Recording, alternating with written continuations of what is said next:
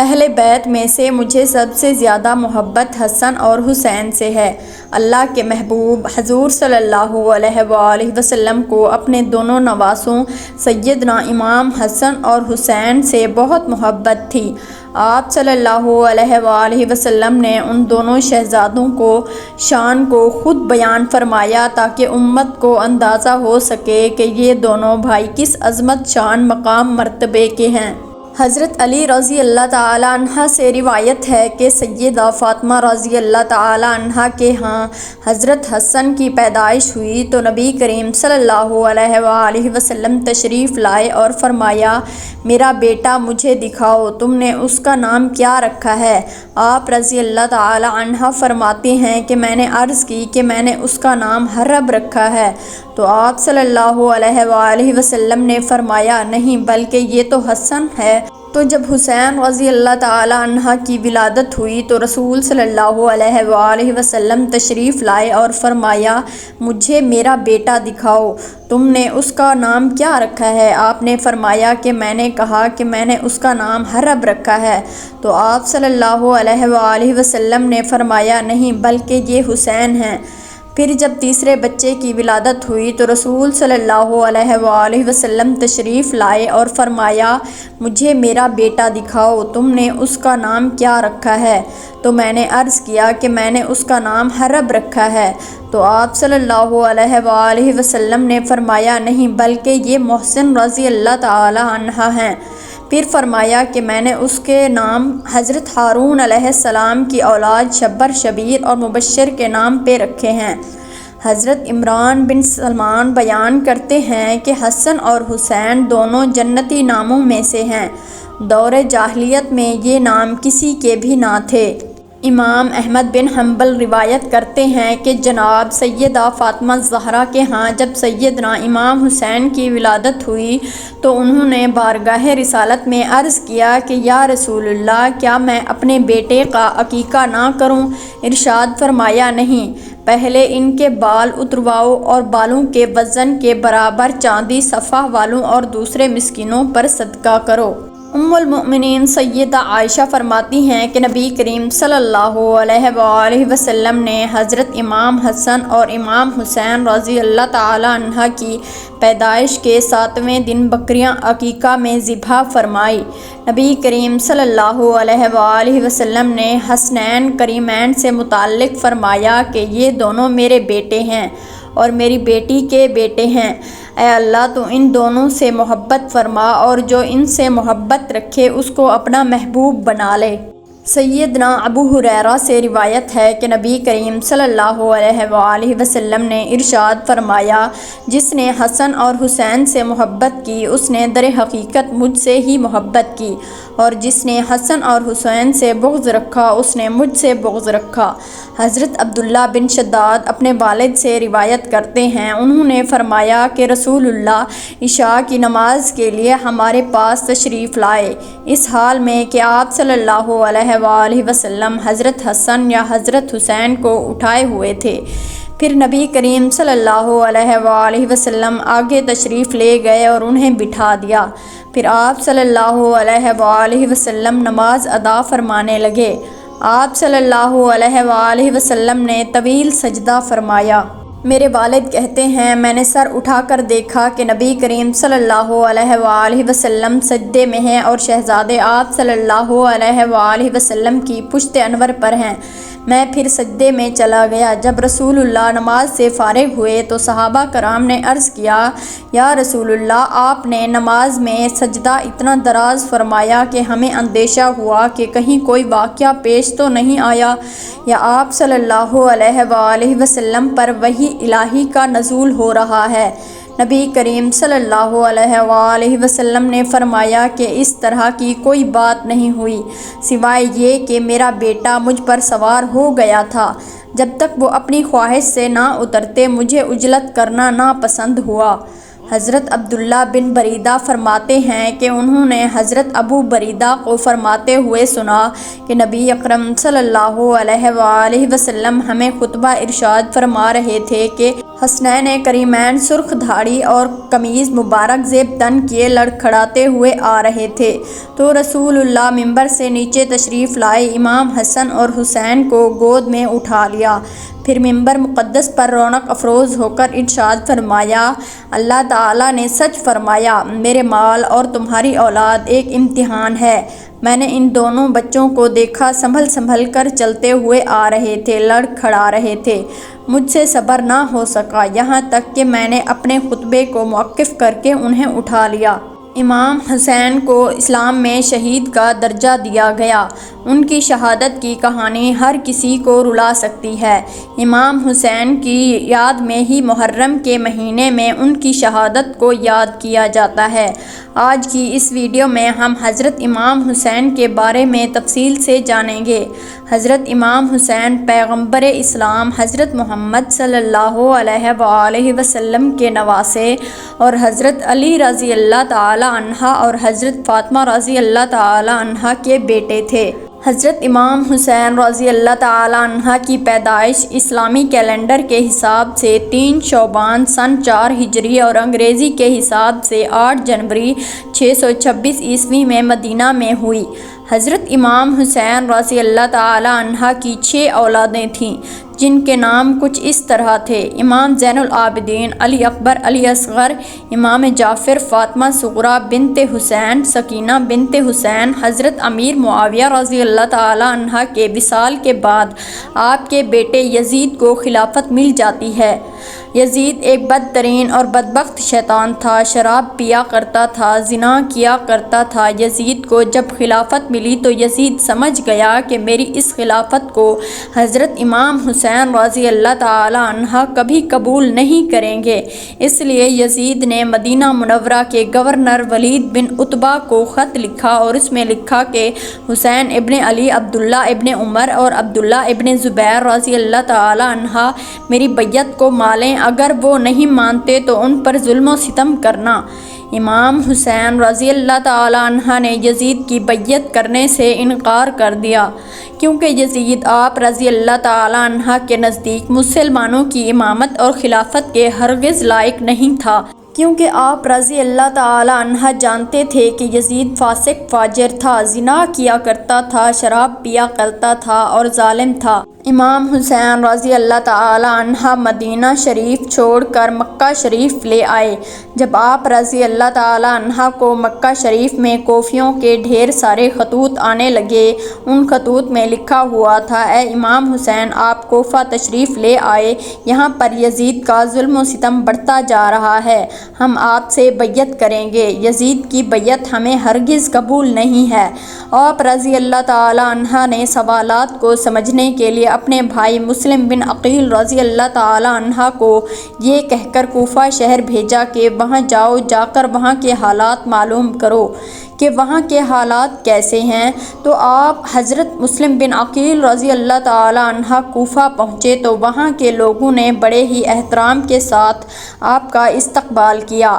حضرت مسلم بن عقیل کے ہاتھوں میں 18,000 لوگوں نے بیعت کر لی اور حضرت مسلم بن عقیل نے اپنے بھائی حضرت امام حسین رضی اللہ تعالی عنہ کے نام ایک خط روانہ کر دیا اور اس میں آپ نے لکھا کہ یہاں کے حالات بالکل صحیح ہیں اور 18,000 لوگوں نے بیعت بھی کر لی ہے، لہٰذا آپ کوفہ جلد سے جلد تشریف لے آئیں۔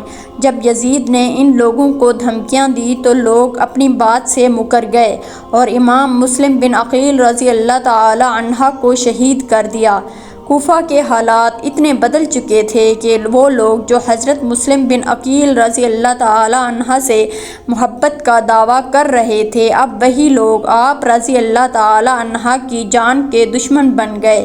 وہیں دوسری طرف مکہ میں حضرت مسلم بن عقیل رضی اللہ تعالی عنہ کا بھیجا ہوا خط حضرت امام حسین رضی اللہ تعالی عنہ تک پہنچ گیا۔ جس خط میں لکھا ہوا تھا کہ کوفہ کے حالات بہت اچھے ہیں، آپ جلد سے جلد یہاں تشریف لے آئیے۔ لہٰذا حضرت امام حسین رضی اللہ تعالیٰ عنہ نے جیسے ہی وہ خط پڑھا تو حضرت امام حسین رضی اللہ تعالیٰ عنہ نے فوراً کوفہ جانے کی تیاری شروع کر دی۔ حضرت امام حسین رضی اللہ تعالیٰ اپنے تمام اہل خانہ کے ساتھ کوفہ کے لیے روانہ ہوئے۔ یہاں حضرت حسین رضی اللہ تعالیٰ عنہ کوفہ کے لیے چل پڑے۔ حضرت حسین ابن علی کو حضرت مسلم بن عقیل کی شہادت اور کوفہ والوں کی بے وفائی کی خبر اس وقت ملی تھی جب آپ مکہ شریف سے کوفہ کی طرف روانہ ہو چکے تھے۔ جب آپ رضی اللہ تعالیٰ عنہ کوفہ شہر کے بالکل قریب پہنچ گئے تو آپ رضی اللہ تعالیٰ عنہ کو یزیدی فوج نے روکنے کی کوشش کی۔ حضرت امام حسین نے فرمایا، لوگوں کے بلانے پر ہی کوفہ شہر میں آیا ہوں، اگر تم لوگ چاہتے ہو کہ میں کوفہ میں نہ آؤں تو مجھے واپس جانے دو، میں واپس جانے کے لیے تیار ہوں۔ یزیدی فوج نے حضرت امام حسین رضی اللہ تعالیٰ عنہ کو کوفہ شہر میں داخل نہیں ہونے دیا، لہٰذا حضرت امام حسین رضی اللہ تعالیٰ عنہ نے اپنے پورے قافلے کے ساتھ اپنا رستہ بدل لیا۔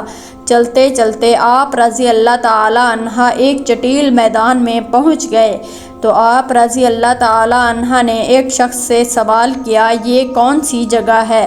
اس شخص نے کہا کہ اس جگہ کو کربلا کہا جاتا ہے۔ تو حضرت امام حسین رضی اللہ تعالیٰ عنہ نے اپنے تمام لشکر کو حکم دیا کہ یہیں پر خیمے لگا دیے جائیں۔ لہٰذا اس طرح سے حضرت امام حسین رضی اللہ تعالیٰ عنہ کربلا کے میدان میں پہنچے اور ادھر یزیدی فوج اس بات کا علم ہوا کہ حضرت امام حسین نے اپنا خیمہ کربلا کے میدان میں لگایا ہوا ہے، تو یزیدی فوج نے فوراً کربلا کے میدان میں پہنچنا شروع کر دیا۔ یزید کی جو فوج کربلا پہنچ رہی تھی ان کا سپہ سالار ابن سعد کر رہا تھا۔ حضرت امام حسین نے ابن سعد سے کہا کہ یا تو تم مجھے یزید کے پاس لے چلو یا پھر مجھے اپنے شہر مکہ واپس جانے دو، لیکن ابن سعد نے ان دونوں باتوں میں سے کوئی بھی بات قبول نہیں کی اور وہ حضرت امام حسین رضی اللہ تعالیٰ عنہ کو یزید کی بیعت کرنے پر مجبور کرتا رہا، لیکن آپ نے اس کی ایک بھی بات نہیں مانی۔ ایسے ہی کرتے کرتے دن گزرتے گئے اور 3 محرم کا دن قریب آ گیا۔ اب ظالم یزید نے حضرت حسین کے سامنے 22,000 سپاہیوں کا لشکر بھیج دیا۔ دوسری طرف حضرت امام حسین کے ساتھ 82 لوگ تھے، جن میں عورتیں اور بچے بھی شامل تھے۔ ناظرین، آپ یہاں سوچئے کہ کتنی حیرت کی بات ہے کہ ظالم یزید کے دل میں امام حسین کا کتنا ڈر اور خوف تھا کہ 82 لوگوں سے لڑنے کے لیے 22,000 سپاہیوں کا لشکر بھیج دیا، جو حضرت امام حسین کے سامنے 100 گنا سے بھی زیادہ بڑا یزید کا لشکر تھا۔ حضرت حسین رضی اللہ تعالیٰ عنہ کے سامنے یزیدی فوج کے حوصلے پست ہو گئے۔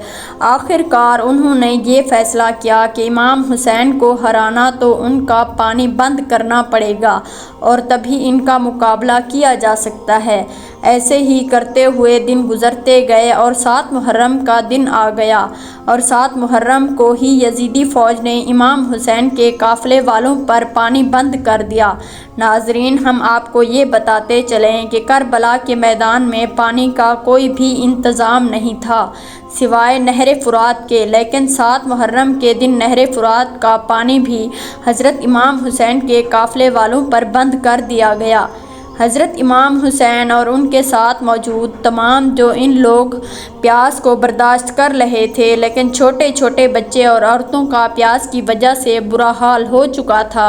ظالم فوج یزید امام حسین کے گھر والے اور تمام ساتھیوں کو گھیرے ہوئے تھے۔ انہوں نے یہ طے کیا کہ اب 9 محرم کے دن امام حسین کو قتل کر دیا جائے گا۔ حضرت امام حسین نے حضرت عباس سے کہا کہ عباس جاؤ یزید کی فوج کے پاس اور ان سے کہو کہ ہمیں ایک رات اللہ کی عبادت کرنے کے لیے دی جائے، جب حضرت عباس نے ایک رات کی مہلت کے لیے کہا تو انہوں نے آپ کی بات مان لی۔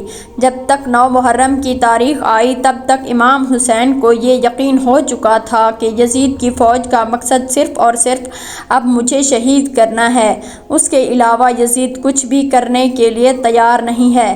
اس لیے حضرت امام حسین نے 9 محرم کی رات میں اپنے تمام خیمے والوں کو ایک جگہ پر اکٹھا کیا اور آپ نے کہا کہ یہ بات تو طے ہو چکی ہے کہ یہاں پر موجود سبھی لوگ 2 دنوں کے اندر شہید کیے جائیں گے، اس لیے یہاں موجود آپ میں سے جو بھی واپس لوٹنا چاہتا ہے وہ لوٹ سکتا ہے۔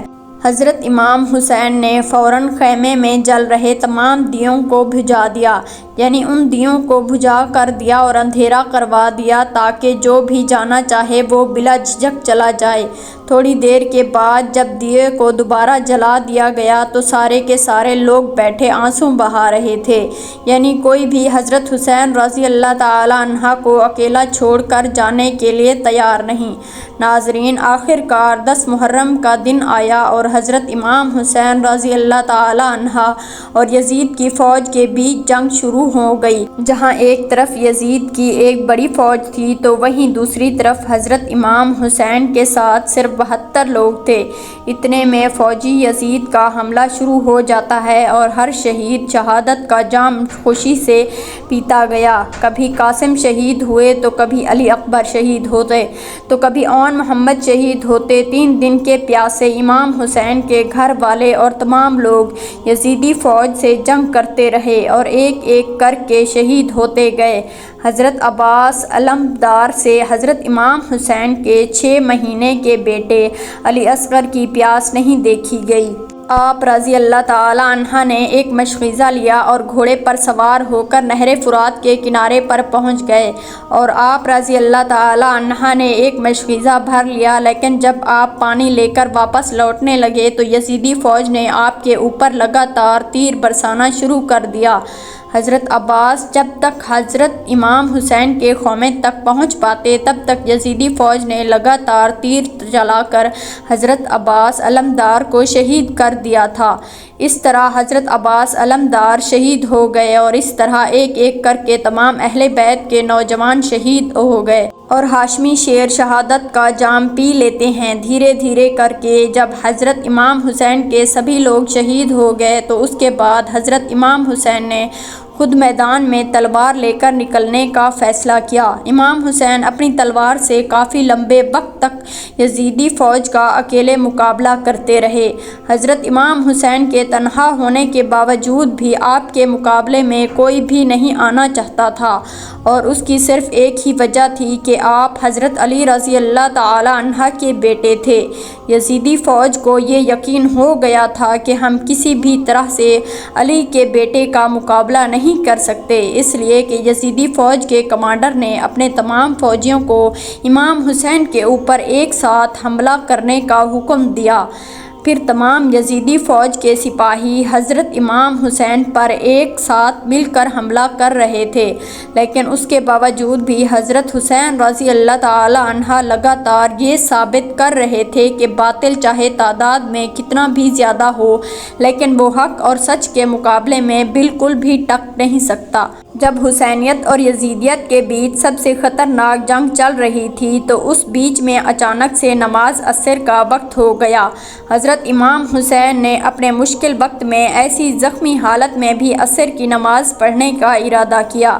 جب چاروں طرف سے حملہ لگاتار ہو رہا تھا تو حضرت امام حسین رضی اللہ تعالی عنہ نے جیسے ہی نماز پڑھنا شروع کی اور یزیدی فوج کو وہ موقع مل گیا جس کا وہ لوگ ایک لمبے وقت سے انتظار کر رہے تھے، یعنی جیسے ہی حضرت امام حسین رضی اللہ تعالی عنہ سجدے میں گئے تو شمرجل جوشن نے آپ کی گردن پر تلوار چلا کر آپ کے سر کو جسم سے جدا کر دیا۔ حضرت امام حسین رضی اللہ تعالی عنہ کی شہادت کے بعد آپ کے سر مبارک کو نیزے پر رکھ کر پورے کوفہ میں گھمایا تھا۔ آپ رضی اللہ تعالی عنہ کے سر مبارک کو گلی گلی میں گھما کر جلوس نکالا گیا تھا۔ کربلا کی اس جنگ میں حضرت امام حسین رضی اللہ تعالی عنہ کے گھر والوں میں سے صرف آپ کی ایک اولاد ہی بچی تھی جس کا نام حضرت زین العابدین تھا۔